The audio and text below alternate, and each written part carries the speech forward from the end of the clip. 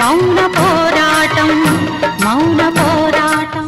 గోదావరి, జానకిని త్వరగా తీసుకెళ్ళాలి. లేదంటే ఆ రాక్షసులు వస్తే జానకి మాటలకి అనుమానం వచ్చేస్తుంది. అమ్మా సౌందర్య,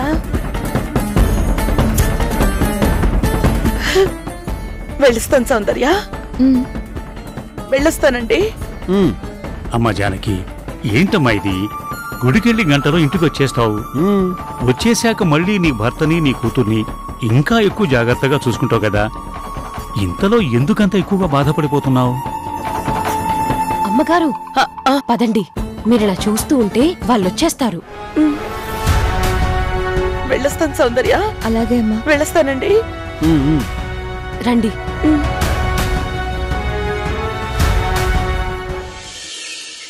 నీకు ట్రైనింగ్ ఇచ్చిన వీడియోని చూశాను. నువ్వింత త్వరగా ఇంత పర్ఫెక్ట్ గా నేర్చుకోవడం, తిరిగి అవి చేయడం అన్నీ చూస్తే నాకు చాలా ఆశ్చర్యం అనిపించింది. ఇంకో పక్క నువ్వు ఖచ్చితంగా ఇదంతా చేస్తావనే నమ్మకం నిజమైనందుకు సంతోషంగానూ ఉంది. కానీ దుర్గా, నాకు మాత్రం ఎందుకు భయంగా ఉంది. భయమా? ఎందుకు? నేను నీలా మీ ఇంట్లో అడుగు పెడితే ఎంతవరకు నెగ్గుకు రాగలనని భయంగా ఉంది. జానకి, ఏంటమ్మా ఇది? వాళ్ళింటి గురించి, వాళ్ళింట్లో మనుషుల గురించి అన్నీ తెలుసుకుని ఇప్పుడు ఇలా భయపడటం ఏంటి? నువ్విలా భయపడబట్టే కదా ఆ విశాలాక్షి మహేంద్రలు నీ నెత్తి మీద ఆడారు. నే చెప్తున్నాను, ముందు నువ్వు ఆ భయాన్ని వదిలేయి. అవంతిచ్చిన ట్రైనింగ్, చెప్పిన ప్రతి విషయం బాగా గుర్తుపెట్టుకో. వెనకడుగు వేయకుండా ముందుకెళ్ళు.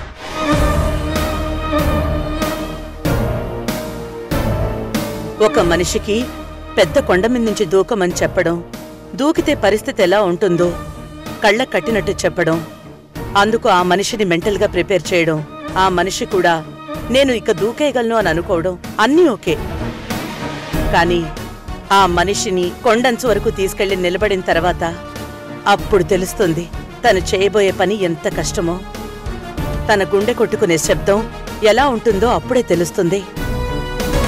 తను ఇన్ని రోజులు తెలుసుకున్న దానికంటే ఆ లోయ ఎంత పెద్దదో దాని ముందుకు వెళ్లి నిలబడినప్పుడే కరెక్ట్గా అర్థమవుతుంది. జానకి, నీ పరిస్థితి నేను అర్థం చేసుకోగలను. కానీ జానకి, నేను ఒకే ఒక ఎగ్జాంపుల్ చెప్తాను. నువ్వెప్పుడైనా సముద్రం దగ్గరికి వెళ్ళావా? పెళ్లి కాకముందు చాలాసార్లు వెళ్ళాను. పెద్ద పెద్ద అల్లొచ్చి ముఖాన్ని కొట్టేవి. చాలాసేపు ఆడుకునేదాన్ని. ఆ సముద్రం ఎంత పెద్దగా ఉంటుందో తెలుసా? నీలాంటి నాలాంటి మనుషులు కొన్ని లక్షల కోట్ల మంది దానిలోకి దిగినా మనం కనీసం ఒక మూల కూడా రాం. ఇప్పుడు అలాంటి సముద్రం మధ్యలో నువ్వున్నావు. ఎలా బయటపడాలో తెలీదు. నీకు ఈత కూడా రాదు. ఇలాంటప్పుడు నీకో చిన్న చెక్క బల్ల దొరికింది. నువ్వేం చేస్తావు?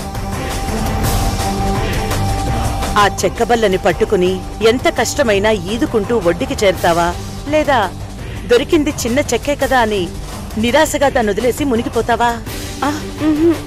ఎలాగైనా ఆ చెక్క సాయంతో ఒడ్డుకి చేరుకునే ప్రయత్నం చేస్తాను. ఇక్కడ అంతే జానకి. సరిగ్గా గుర్తుపెట్టుకో, భయంతో ఓడిపోవడం, చాతగాక చచ్చిపోవడం రెండూ ఒకటే జానకి. చాలా తేలికైన విషయం.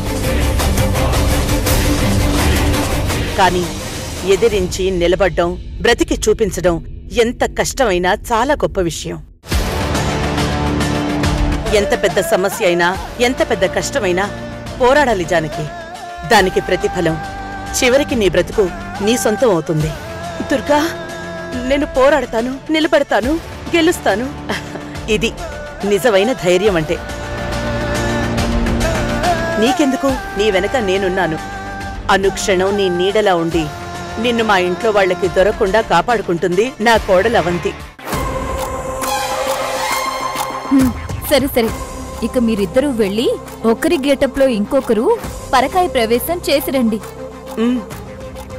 జానకి పద.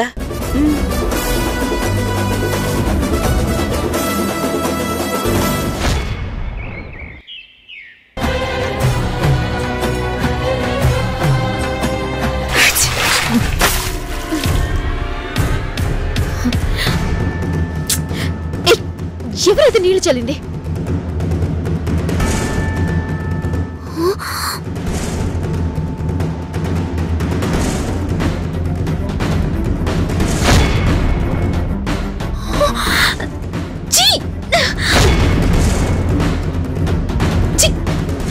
నా మీద ఏ నీళ్ళు పడ్డాయి?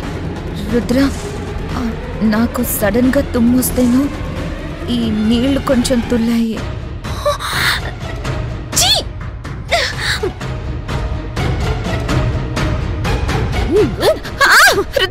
ఏమే, నేనిక్కడ నిద్రపోతుంటే నువ్వు కావాలని నా గదిలోకి వచ్చి గది తుడుస్తున్నట్టు నటిస్తూ నా మొహం మీద ఈ మురికి నిలిపోసావు కదా? రుద్ర, నేను అలా కావాలని చేయలేదు.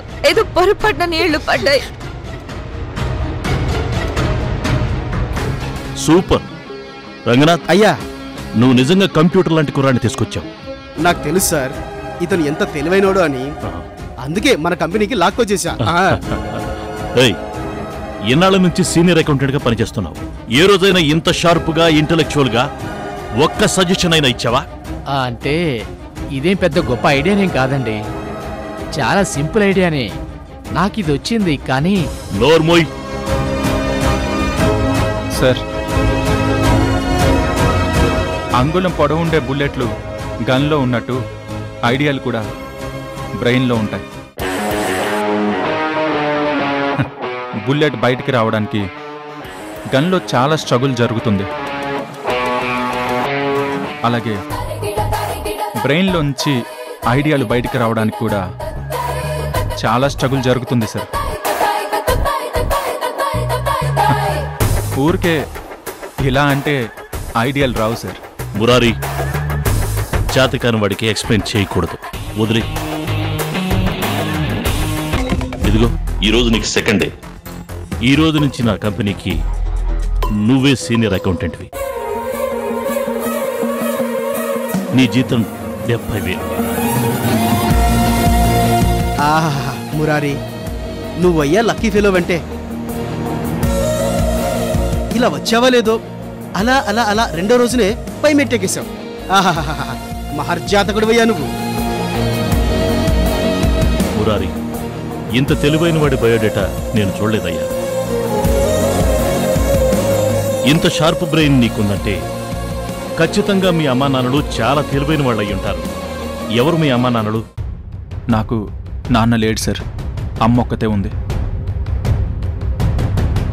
అమ్మే చిన్నప్పటి నుంచి నన్ను పెంచింది. ఇవన్నీ మా అమ్మ తెలివితేటలే.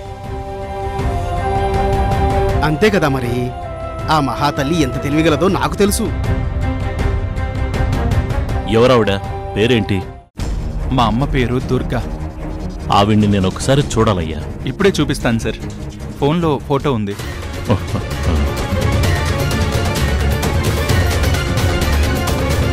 ఇదిగోండి సార్.